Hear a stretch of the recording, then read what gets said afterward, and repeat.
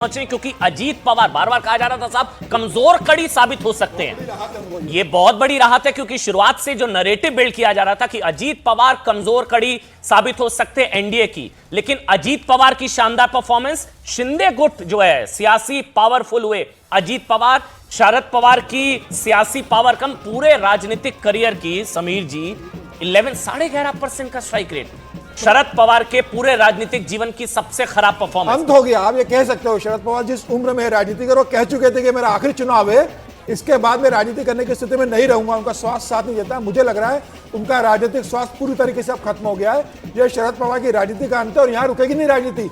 इस परिणाम के बाद दोनों पार्टियों में बड़ी टूट होगी, शिवसेना के अंदर उद्धव ठाकरे में और शरद पवार की पार्टी में बड़ी टूट होगी और बड़े विधायक यहाँ से शिफ्ट होंगे। आप तय मान के चलना, इनकी अभी जो कांग्रेस में बड़ी टूट होगी। आप कुछ देर के लिए इन तस्वीरों के साथ आपको इसलिए छोड़ रहे हैं क्योंकि जश्न की तस्वीर है। बारामती हमारा जाना हुआ था, सतीश केसिंग साहब। बारामती को अगर आप देखेंगे तो आप एक सेकंड के लिए कह नहीं सकते हैं कि ये दूर दराज का कोई इलाका है।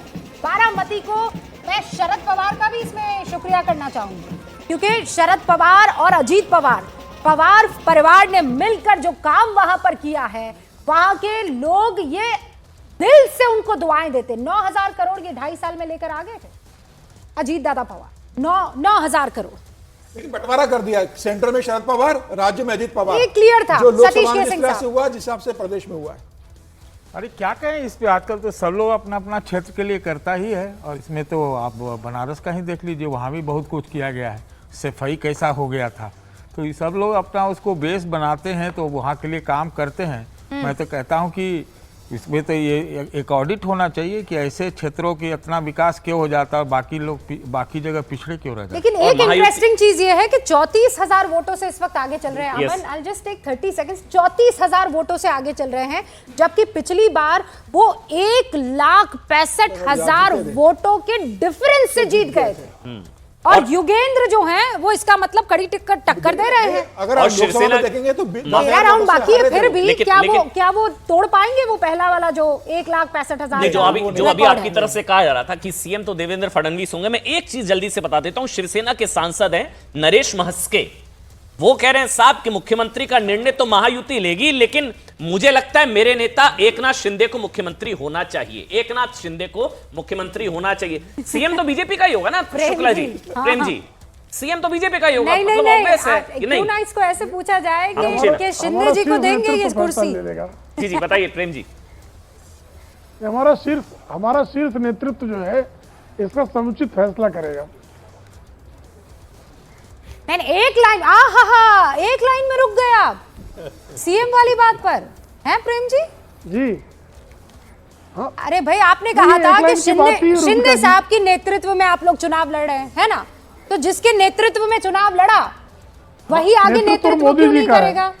अरे नहीं सर, देवेंद्र फडणवीस नहीं सर, मैं शब्दों को मिन्स नहीं करती हूँ। प्रेस कॉन्फ्रेंस की है देवेंद्र फडणवीस साहब ने, और कितनी बार आपने भी और तमाम लोगों ने बोला है कि यहाँ महाराष्ट्र में चुनाव हम लोग एकनाथ शिंदे के नेतृत्व में लड़ रहे हैं। एक चीज है, एकनाथ शिंदे ने खुद कह दिया था कि सीएम कौन होगा ये चुनाव के बाद तय होगा। अमित शाह ने भी बोल दिया था, अमित शाह ने ये खुद कह दिया था एकनाथ शिंदे ने कि चुनाव के बाद तय होगा मुख्यमंत्री कौन होगा। नंबर 1 अमित शाह ने भी कह दिया था कि चुनावों के बाद तय होगा। कोई नैतिक अधिकार नहीं एकनाथ शिंदे के पास 48-49 सीट लेके आ रहे। अरे रुकिए ना, प्रेम शुक्ला जी को बोलने दीजिए ना भाई। कोई पेच नहीं फंसने वाला। हाँ बताइए, आप जवाब आप देंगे। रूबिका जी, इसमें कोई पेच नहीं फंसने वाला है।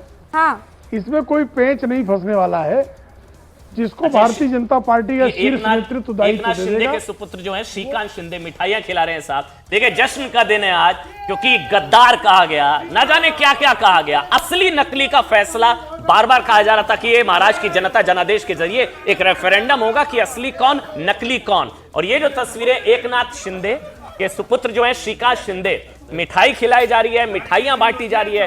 स्ट्राइक रेट शानदार रहा श्रीकांत शिंदे, एकनाथ शिंदे का, शिंदे गुट का, अजीत पवार का, भारतीय जनता पार्टी का। 217 सीटें ऊपर, आप नंबर्स आप देखिए।